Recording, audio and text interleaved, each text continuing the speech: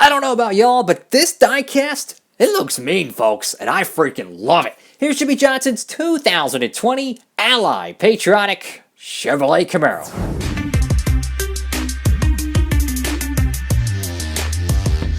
Howdy, folks, it is Diecastbuffet here again, back with a epic Jimmie Johnson diecast, and holy cow, this is probably his final patriotic car of his career. It is the 2020 Ally Patriotic Chevrolet Camaro. He ran up the Coke 600. He finished third, but they said they had a part break or something. Probably was intentional, but you never know. Anyways, they stripped him of that top 3 finish and darn near won the Coke 600. But this is an awesome diecast. So you got the just straight up military dark olive green across the whole paint scheme, but you kind of have like I would say like a faded on or maybe a slight transparent white lettering across the car, so it kind of gives it that, I don't know, kind of that rustic kind of feel to it. Definitely a very nice touch. You got some serial codes and all kinds of good jazz on this car. This is a really well thought out patriotic diecast, and you know, it's a shame Chase Elliott didn't have a patriotic car this year. They just ran the, the patriotic banners and tires or whatever, but this car dang near won the 600. I mean, holy crap. This is a freaking awesome diecast. This is going to be a fun one to review, especially, Johnson's retired now, so these are the final Johnson diecast that'll be produced, so enjoy it while it lasts. Before we get this car right out of the box, make sure to give it a big thumbs up, and let's go ahead and hop to it.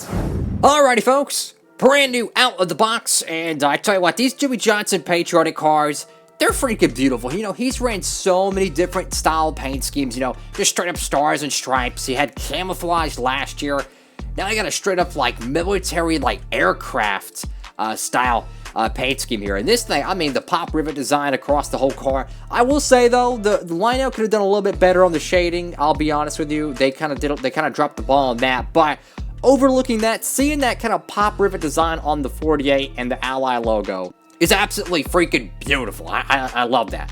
And what I mean by outlining, it's this right here. How you can see the outline, and you look at the pop rivet on the 48, how it's kind of clean, but on the outside of it, it looks, I'll be honest with you, it almost looks like a zipper or something, right? Like stitches.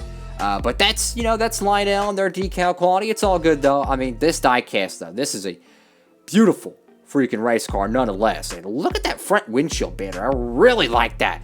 The red, whites, and the blue pattern there. And this is the second Coke 600 car, I think. Possibly the third if you count in the Dex imaging car for Ryan Blaney. But of course, we got the Truex Coke 600 car. We got Ally right there on the nose. The car is kind of like a satin finish. It's not like a gloss. It's not a matte. It's kind of just like I would say a smooth satin, not a textured one. Go over to the nose of this car. You got the Chevrolet bow tie right there. Pretty well wrapped, except for this one's a little bit too high up. Got the ZL1 decal right there. This is what I'm talking about with the outline. This is what chaps my hind end. So look at the Ally logo right here. And you see those pop rivets. You see how there's no outlining, no shadowing, none of that BS. And then you look at this. The same strip of pop rivets, yet it's got this stupid outline into it. Now you see that, right? Well, look at the Hendrick Motorsports decal. You can barely even read it because of that outlining there. Lionel, come on, man. They used to never do outlinings on this stuff. And you don't believe me, I mean, this is what it's supposed to look like. Compare that. You see the outlining on the top car, the contingencies, the 41? See how clean and crisp it is? And you look at this, and you got outlinings all over it. It's just like, I don't know what changed, but for 20 years of diecast making, they used to never do this crap. And unfortunately, it takes away some of the detail in these great paint schemes. Got 3M, got Sunoco there, Hendrick Motorsports. Over here to the left side of this diecast. And let's get a closer look at this Jimmie Johnson patriotic car. Look at the freaking B-post there. Holy crap, that it's climbing the roof. You got the Jimmie Johnson name right there. You got the NASCAR salutes. You got NASCAR Cup Series, USA, whole bunch of numbers there. Of course, you got, what is that? Oh, that's the race date there. That's pretty cool. May 24th, 2020. I think that's what it is. I think that's actually really cool. I didn't even notice that.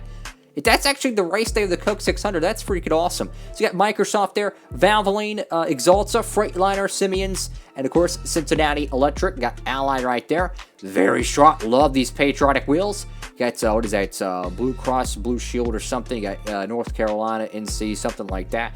Beautiful 48. Like that pop rivet design on the 48. That's freaking beautiful, man. I love that. Just wish they would have got the outlining better, because I'll be honest with you, it almost looks like stitches all over the car. That's the difference between the outlining. They should have done a much better job with that, unfortunately. So go here to the caboose of this said diecast, and you got the Ally logo right there. And for those saying, oh, well, they can't do that, logistically, they just can't do that.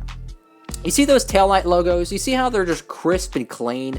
There's no BS or nothing around them. And then you look at these, like, even the Valvoline logo. Look at the ZL1 badge. Look at the 1LE badge. Why do they put these stupid outlining on them? Clearly, they can make a decal without it, right? With the taillights or the case in point evidence there. But then you look at the ZL1 and the 1LE, and it has a stupid outlining to it. Those are the things that kind of chap my hind end.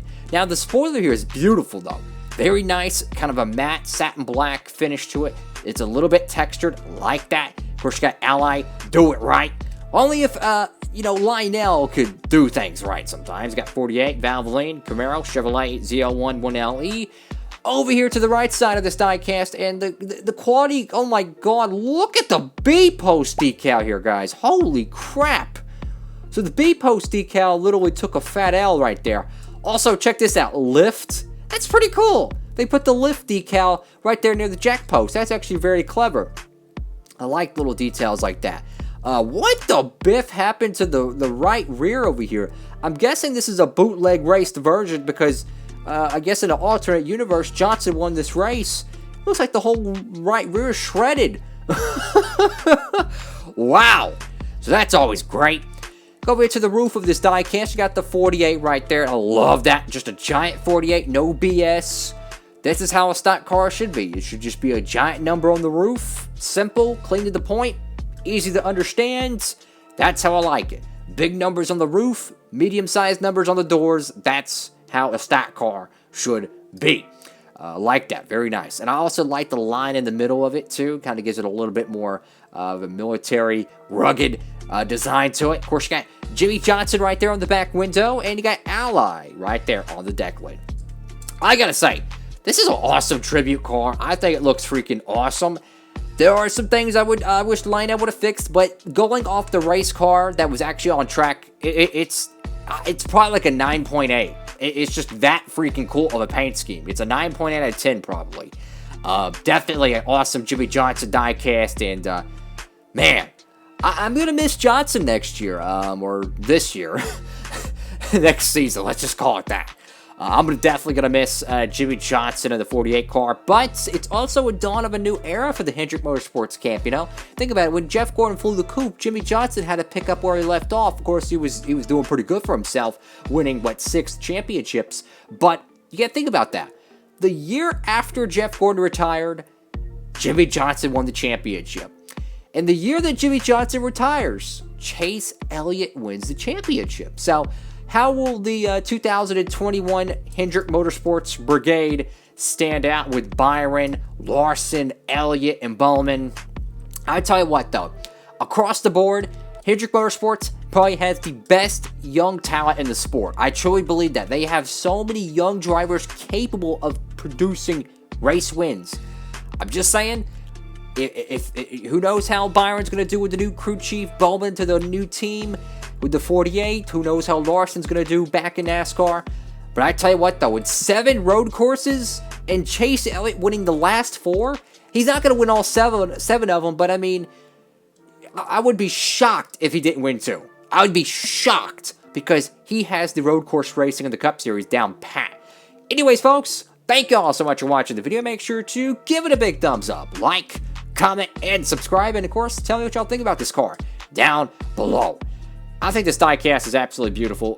If you haven't gotten it already, don't worry too much. I think we're going to get this in the Authentics line. I could be wrong on that, but I would be shocked if they didn't put it in Authentics. But yeah, I can't wait to get more of these Jimmie Johnson paint schemes. You know, I want to get the Vegas car, especially the Texas car, with the white Allied car as well. There's a lot of really cool paint schemes coming up, and of course we'll have reviews on those right here on Diecast Buffet. Every day, 5 p.m. Eastern Standard Time, Diecast-related videos right here on the channel for you to enjoy. So, with all that being said, hope you're having a great one. Diecast Buffet, signing off.